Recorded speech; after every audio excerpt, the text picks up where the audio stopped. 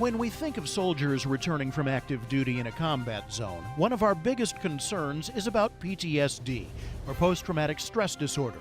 It's a familiar term today. Back in World War I, people used to call it shell shock. In World War II, it was battle fatigue. PTSD was first used to describe trauma suffered in Vietnam. And now there's yet another term, something new, something called moral injury, which for the first time takes into consideration the emotional and spiritual injuries of war. Moral injury is defined as an experience that reflects a transgression of deeply held beliefs. PTSD as a mental disorder is most often, however, seen as a mental illness that derives from serious life threat experiences, danger-based experiences, and moral injury is more than that. If a soldier commits an atrocity or witnesses a leader commit one, for example, that may trigger moral injury, according to Dr. Brett Litz, a clinical psychologist at the VA Boston Healthcare System and director of the Mental Health Core of the Massachusetts Veterans Epidemiological Research and Information Center. What we believe is that moral injury as an outcome has some PTSD-like manifestations in this form of re-experiencing or being haunted and then being avoidant because it's painful to think about, and also shut down interpersonally because of shame about what took place. But also there are other sequelae that aren't captured well by the PTSD syndrome. These are self-handicappings, especially if your moral injury reflects a perpetration of some sort. Then individuals may not feel deserving of happiness and deserving of a good life. Litz says vets suffering from moral injury might ignore their health, drive recklessly, drink too much, or become suicidal. But also moral injury affects people at a spiritual level. And it may not be faith-based, but it could be that they're sort of lost and their moral compass is broken, if you will, and they're demoralized. Many service members block both the memories and emotions associated with moral transgressions. There's an awful lot of veterans of World War II, Korea, and every other conflict who compartmentalize successfully. You know, they keep all that nastiness in one closed-up box for a good part of their life, and maybe it leaks out in alcohol abuse or a little bit temper outbursts, or maybe not at all. That's Dr. William Nash, former Navy psychiatrist, co-editor of the book Combat Stress Injury, Theory, Research, and Management, and an independent consultant with the Boston VA Research Institute. But then maybe somewhere later on in their life, when their coping skills expire, run out, as coping skills all do, they're all perishable. So sooner or later, their ability to keep those wartime experiences compartmentalized to the extent they haven't really worked through them and made sense out of them and made peace with them, sooner or later there is a good chance they'll become problematic. Nash tells the story of a Marine gunnery sergeant he treated after the Vietnam War. The sergeant seemed fine when he returned home and showed no signs of PTSD. No depression, no anxiety, nothing. Until one night, he was watching TV at home, and his two daughters, who were like 8 and 10, were lying on the floor together on the carpet. They had fallen asleep while watching TV, and they're just lying there side by side. It's a very nice domestic scene, and he looks down at them, and he freaks out, and he snaps, and he is never the same again.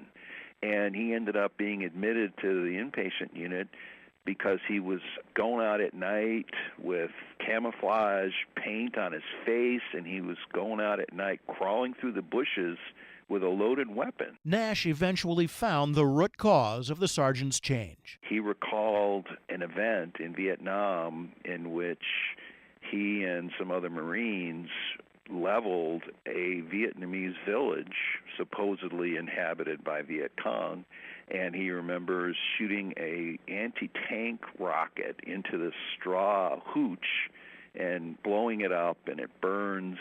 And then after the fire goes out, he goes to examine what was in the hooch, and he sees two girls lying side by side, about ages 8 and 10, burnt to a crisp in this hooch.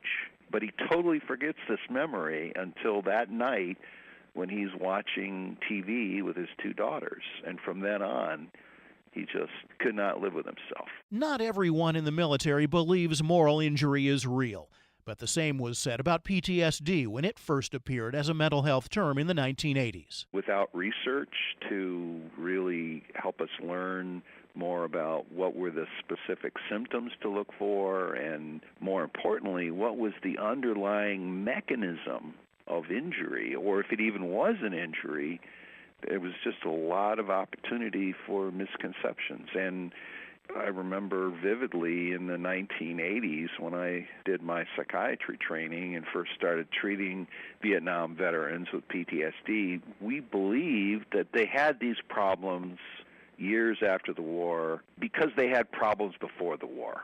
We believed that a lot of them had pre-existing personality disorders or other life problems or predispositions or something that made them somehow not adapt as well as the other people. Research eventually changed that perception of PTSD. Today, moral injury faces the same kind of challenge. And it's only now, in this war, that we're beginning to get evidence and see that definitely it isn't just the weak ones that crumble under stress, that end up with long-term disability. It can and does happen to anyone, and it really is a confirmation of this idea that these are truly injuries. One way military leaders hope to prevent moral injury is to prepare soldiers for the horrific situations they may encounter in battling counterinsurgency. Obviously, you can't prepare someone for the unthinkable, but at least if they are given a chance to experience it through very realistic combat scenarios and training in which children, pregnant women, or old ladies are collaterally killed, unintentionally killed, or intentionally killed because they are perhaps themselves suicide bombers, or some of the other many horrible things that could happen. If at least they're given a chance to role play these experiences beforehand, they might, and then with good leadership, debriefing each training exercise to say, okay, now, if this happens to us for real, how are we going to deal with this? So there are people working on that. It's just very early in the game. Prevention of moral injury is obviously the best-case scenario. But how do you treat moral injury once it's taken hold? We've developed a therapy to target moral injury that we're testing with Marines, and we did an initial pilot study with Marines, and now we're doing a clinical trial comparing this therapy called adaptive disclosure with an evidence-based therapy that's used in the VA and the DoD called cognitive processing therapy. There are numerous potentially traumatic experiences and losses and potentially morally injurious experiences that may haunt the person or they may be having a hard time adapting to. What we seek in this therapy is to get at what is principally harming, what is most haunting, most distressing currently. Litz says the technique is akin to a confession. The patient tells the narrative of what they did or saw that was a transgression of deeply held moral values. The idea is to get at the raw details and unearth the painful aspects of the experience and to lay out its meaning and implication in terms of this person and how they feel about themselves and the world and their role in the military. Then the patient imagines sharing these transgressions with a mentor, such as his father, a chaplain, or a revered coach, someone who the patient has regarded as a compassionate moral authority. Share this experience with that person and hear and voice what this compassionate moral authority would say about that event. And what we're trying to promote is this idea that moral repair is possible. So if you have someone in your life that loves you and is compassionate about you, but yet is a moral authority and hears about a transgression, they'll be upset about that. And they'll want you to make it right. And they'll encourage you to make it right because they know you can and that you have goodness in you. So rather than this coming from the therapist who will have no credibility about that kind of matter, we have the service member in imagination have this dialogue with this compassionate moral authority in their lives, and for them to share what this person is saying about this event and this transgression. Nash suggests another approach to healing moral injury as well. The knee-jerk reaction is to say, oh my gosh, it's all my fault, I'm terrible. But it's only when you can really tolerate all that shame and guilt that you can say, wait a minute now, this is my responsibility, this part is my culpability, but this part isn't. But it begins with being able to tolerate the horrible emotions, and that's one of the reasons mindfulness meditation is becoming more and more popular among warfighters. The Marines are using it for a number of things, just because it's a type of meditation where one just tolerates. You sit with yourself, allow the emotions to break on the beach like waves, and just let it be. And then as you develop the tolerance for the emotions, then you can start to make sense out of them. The concept of moral injury isn't new. Philosophers and theologians have discussed moral repair and the violations of a shared moral covenant since antiquity. It's just that the concept is new to the military. There's fortunately a good number of leaders in the military, at DOD, and the service branches, who understand this and realize that one of the best things they can do for their service members and their families who have felt betrayed by their experiences in wartime is for the service branches and DOD to try to restore their faith in the military as an essentially good institution. What is it that makes an experience impossible to incorporate into one's identity? Researchers believe moral emotions such as shame, guilt, and rage are at the heart of the matter, but they have a long way to go to understand moral injury as well as diagnose and treat it. In the meantime, families and friends of service members can only do their best to offer support and understanding. If you're a present or former service member and think you might be suffering from moral injury, or if you think you know someone who is, you can call the Veterans Crisis Line at 1-800-273-TALK. That's 1-800-273-TALK, or find a link on our website, radiohealthjournal.net. Our writer-producer this week is Polly Hansen. I'm Reed Pence.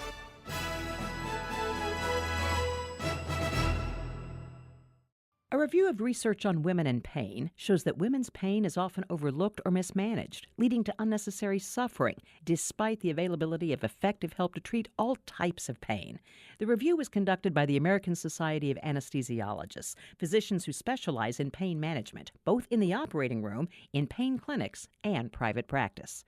The review finds that women respond to pain differently than men. The good news is that many safe and effective remedies for pain don't cause side effects or addiction. For example, yoga for back pain, rose oil for menstrual cramps, and even music during labor are proven effective remedies for pain. The bad news is that many women seek help only after years of suffering or taking opioids. Many report they were told nothing could be done for their pain, when seeing a pain medicine specialist sooner could relieve a lot of suffering. To learn more about controlling pain, or if you're interested in seeing a pain medicine specialist, visit asahq.org/whensecondscount. That's asahq.org/whensecondscount. For 20 years, you've trusted Lumber Liquidators for the best deals on the best selection of floors. Well, this week, get even more deals in our January flooring sale. One beautiful hardwood, get pre-finished solid hardwood from $189. How about gorgeous bamboo that's twice as hard as oak? We've got strand bamboo for $219. Looking for top quality laminate? This week, get almost half off our thickest and best laminate, plus other great flooring deals. And 18-month special financing. Don't wait. The January flooring sale's going on now. Visit lumberliquidators.com to find a store near you. Do you want to learn how to steal customer credit card information from major retailers so you can buy anything you want? Well, we can't help you with that. But among the many IT problems we solve, Barracuda's award-winning firewalls prevent hackers from taking your valuable data to the bank. Reclaim your network like 150,000 other businesses have. To learn more about protecting customer data and your reputation, visit barracuda.com/firewalls.